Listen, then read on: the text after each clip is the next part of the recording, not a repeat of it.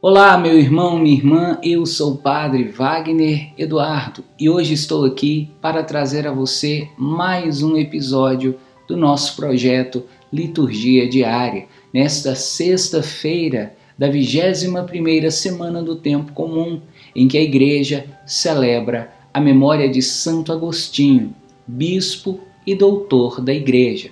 Antes de nós iniciarmos a reflexão e até mesmo a proclamação do texto do Evangelho de hoje, eu quero convidar você que ainda não é inscrito no nosso canal a se inscrever, convidar você a compartilhar com seus familiares, com seus amigos esse vídeo de hoje, para que assim você se junte a nós na evangelização. Como você sabe, o padre está em tempo de isolamento social, mas nem por isso nós estamos impedidos de proclamar a palavra de Deus para você. E essa iniciativa é mais uma forma de fazer isso. Por isso, desde já, eu conto com a sua colaboração, eu conto com a sua participação, para que assim o nosso trabalho seja até recomendado para outras pessoas pelo YouTube. Então vamos lá, hoje, na sexta-feira da 21ª semana do Tempo Comum, a Igreja nos traz 3 leituras. A primeira delas, retirada da primeira carta de Coríntios, capítulo 1, versículos 17 a 25, é um texto em que Paulo vai explicar aos irmãos da comunidade de Corinto qual é a sua missão. Também nós temos o Salmo 32, que tem como refrão: transborda em toda a terra a bondade do Senhor. E temos o Evangelho, retirado de Mateus, capítulo 25, versículos 1 a 13, que nos conta sobre a parábola das 10 virgens. É sobre esse evangelho que hoje eu quero refletir com você. Por isso, vamos então à proclamação do evangelho de hoje. O Senhor esteja convosco. Ele está no meio de nós. Proclamação do evangelho de Jesus Cristo segundo Mateus. Glória a vós, Senhor. Naquele tempo, disse Jesus aos seus discípulos esta parábola: o reino dos céus é como a história das 10 jovens que pegaram suas lâmpadas de óleo e saíram ao encontro do noivo. 5 delas eram imprevidentes e as outras 5 eram previdentes. As imprevidentes pegaram suas lâmpadas, mas não levaram óleo consigo. As previdentes, porém, levaram vasilhas com óleo junto com as lâmpadas.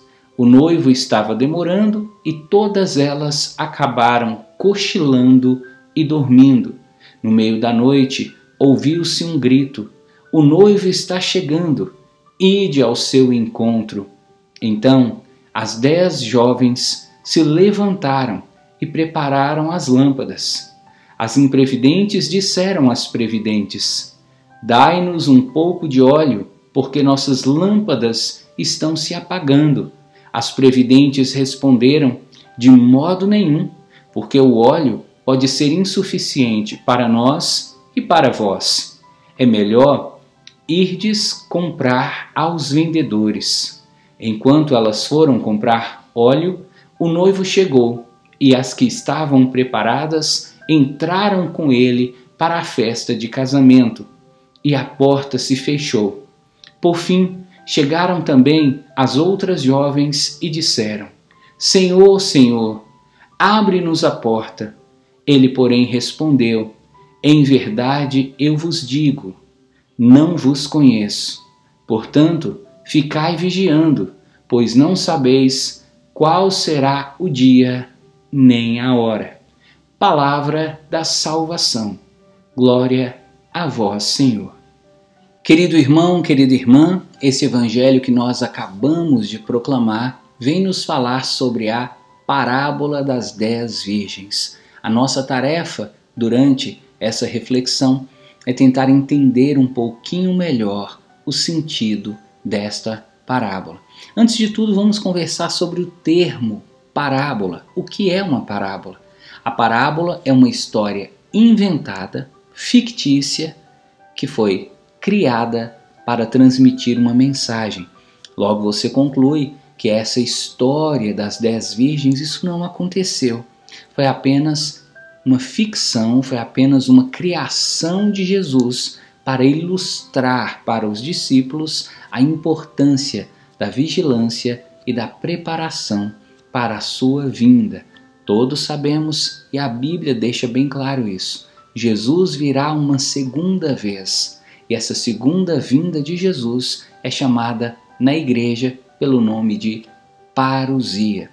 Então esse texto serve para nos preparar, serve para nos mostrar a necessidade de uma vigilância enquanto nós aguardamos a parousia.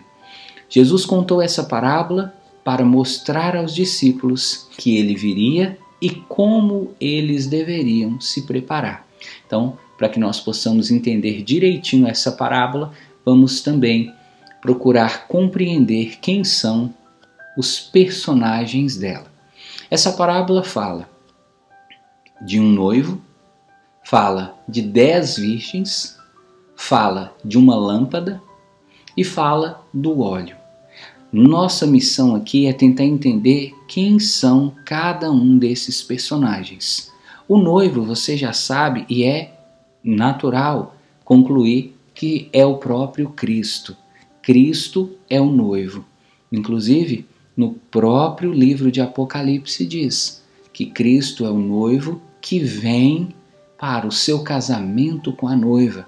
E no livro do Apocalipse também nós ouvimos o apóstolo João dizendo: o Espírito e a noiva dizem: vem, Senhor Jesus. Então existe na Bíblia a compreensão de que Jesus, o Messias, é o noivo e ele virá para uma festa de casamento com a noiva. Quem é a noiva de Cristo? É a igreja. A igreja e Cristo vão se unir em casamento. E quem vai participar dessa festa? Os homens e as mulheres que forem ao encontro de Cristo. Então aqui você percebe que essas virgens, elas representam cada um dos cristãos que buscam Jesus e que desejam ir ao seu encontro. Se você ama Jesus, se você busca o Senhor, você então faz parte do grupo dessas virgens. Todos nós estamos como elas, indo ao encontro do Cristo. Quando você vai à missa, quando você reza o terço, quando você participa de momentos de oração, o que você está fazendo é basicamente isso, indo ao encontro de Cristo. Mas como a parábola diz que as virgens vão ao encontro do Cristo? Com lâmpadas acesas. Quem seriam ou o que seria essa lâmpada acesa? Aqui, os santos e também os padres da igreja, eles diversificam as suas interpretações. Se você for, por exemplo, pegar um texto de Santo Agostinho, você vai ver que para Santo Agostinho, a lâmpada que todos nós devemos carregar nas mãos quando saímos ao encontro de Cristo são as nossas obras. Santo Agostinho diz: as nossas obras são a lâmpada que nós carregamos quando saímos ao encontro de Cristo. Se você for pegar, por exemplo, São Jerônimo, que foi o tradutor da Sagrada Escritura para o latim, ele diz que a lâmpada que nós trazemos em nossas mãos são os mandamentos que nós cumprimos, que nós conseguimos cumprir. Para ele, quando você coloca a palavra de Deus em prática na sua vida, você está acendendo essa lâmpada que te impulsiona rumo a Cristo. Se você for pegar, por exemplo, outro doutor da igreja, São Gregório Magno, ele vai dizer que essa lâmpada que todos nós devemos trazer nas nossas mãos é a caridade. Mas existem outros santos que dizem: a lâmpada é a fé. Então nós vamos, sem desconsiderar aquilo que esses grandes nomes da igreja disseram e postulam a respeito do que poderia ser essa lâmpada, nós vamos considerar para essa reflexão que a nossa lâmpada é a fé. E por que nós vamos fazer essa consideração?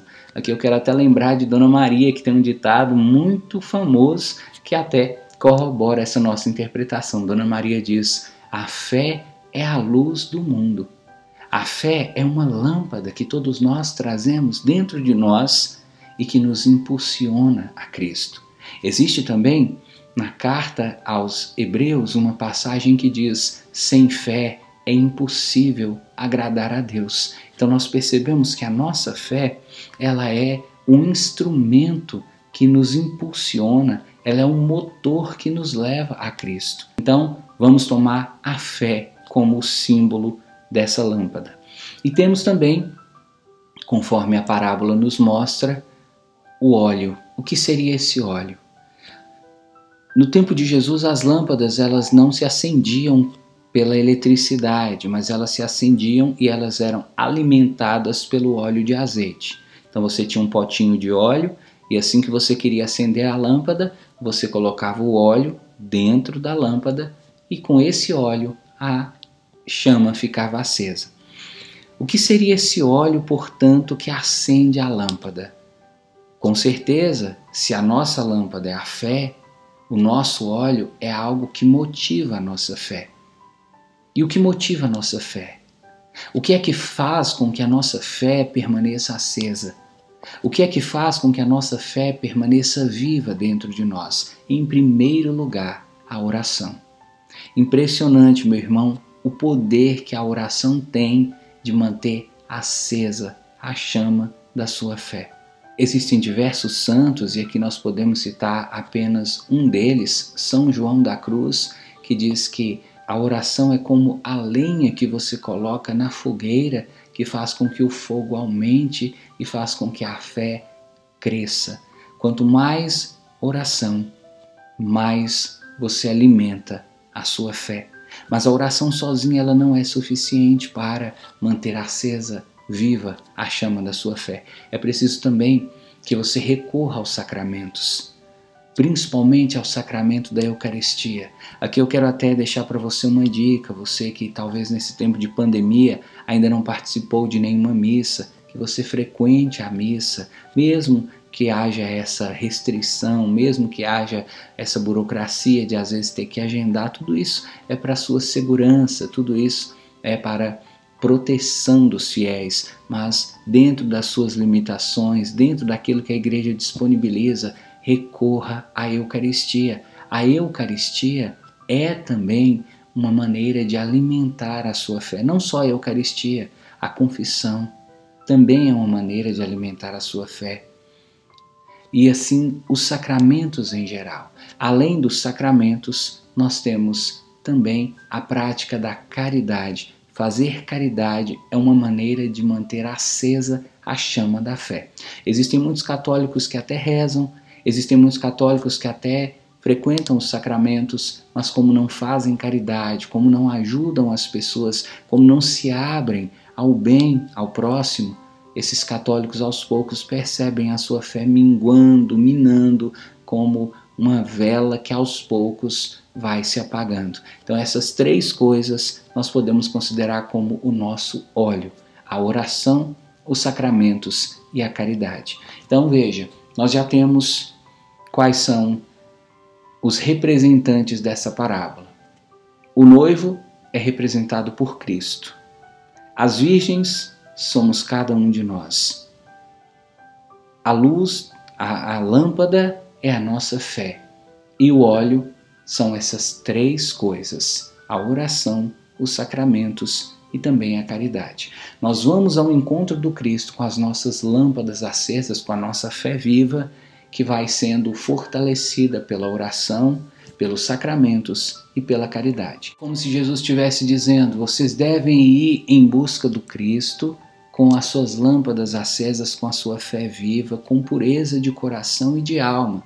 Mas, à medida em que nós vamos nos cansando, aos poucos o pecado vai criando em nós essa preguiça, esse desânimo e essa sonolência espiritual. Para os estudiosos da espiritualidade, um homem e uma mulher que está no pecado se encontra dormindo espiritualmente, estão dormentes espiritualmente. Alguns chegam até a dizer que esse dormir é a morte da alma, e o que é a morte da alma é a vida no pecado. Então, Essas virgens provavelmente de tanto caminhar ao encontro do Cristo, de tanto esperar a vinda do noivo, elas se cansaram, elas cochilaram e elas dormiram. A sorte é que algumas dessas virgens traziam óleo de reserva e outras não traziam. Perceba, dentro da igreja existem as pessoas que buscam a Cristo só pela fé, acham que só a fé basta, e existem aquelas pessoas que têm essa consciência que não basta ter a fé, você tem que ter a oração, você tem que ter a caridade, você tem que buscar os sacramentos. Como essas 5 virgens chamadas prudentes praticavam essas coisas, quando elas acordaram, elas perceberam que a chama ainda estava acesa. Assim, meu irmão, a igreja deseja que aconteça com você. Nesse tempo em que nós estamos esperando a volta de Cristo, desejamos que você também mantenha acesa a sua chama. E lembre-se, caso você se descuide, caso você caia em pecado, em tentação, você deve contar sempre com esse óleo de reserva que Jesus mesmo anuncia para as virgens e para nós. O óleo de reserva é aquilo que vai alimentar a chama da sua fé quando ela começar a diminuir. Por isso, meu irmão, não se afaste das orações, não se afaste da igreja, não se afaste dos sacramentos e não deixe de praticar a caridade. É isso que vai dar a você a condição de manter a sua fé viva até a volta de Cristo. Ô Padre, mas quando Cristo voltar, qual é a recompensa que aguarda aqueles que manterem a sua fé viva? O texto diz, quando o noivo chegou, aquelas virgens que estavam com a chama acesa, elas foram para a festa. As virgens que estavam com a lâmpada apagada e que foram comprar mais óleo, elas não tiveram tempo. Aqui nós nos lembramos de outro ditado de Dona Maria.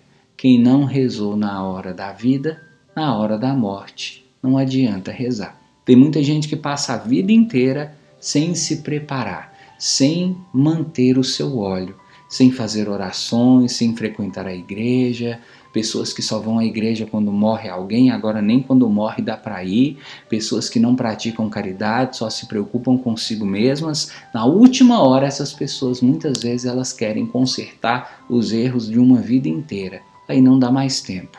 Esse texto também mostra isso, que a preparação para as bodas com Cristo não pode ser coisa de um dia, de uma hora.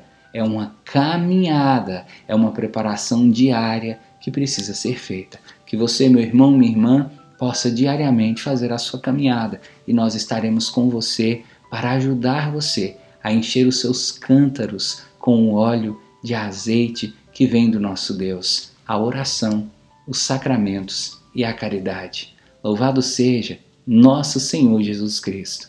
Para sempre seja louvado.